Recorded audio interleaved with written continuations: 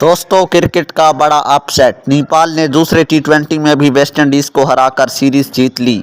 दूसरे टी20 मैच में भी नेपाल ने वेस्टइंडीज को 90 रन से हराकर इंटरनेशनल क्रिकेट का बड़ा अपसेट कर दिया और 3 मैचों की सीरीज में 2-0 की फैसलाकुन बढ़तरी भी हासिल कर ली है। शारजा में खेले गए मैच में नेपाल ने पहले बैटिंग करते हुए मुकर्रा 20 ओवर्स में 6 विकेटों पर 173 रन बनाए।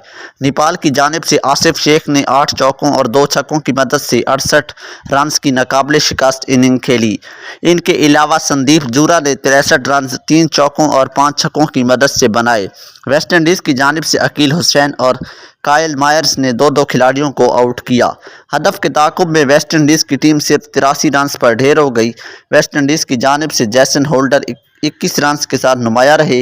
नेपाल की जानिब से मोहम्मद आदिल आलम ने 24 रन की एवज 4 और खुशहाल भोरतल ने 16 रन देकर 3 विकेटें हासिल की।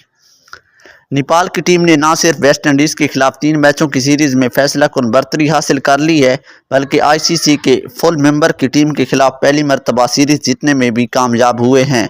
दोस्तों, अगर आपको नेपाल की टीम की ये परफॉर्मेंस पसंद आई है तो कमेंट सेक्शन में ज़रूर बताएं। वीडियो को लाइक कर दें, चैनल को सब्सक्राइब कर दें। Thanks for watching.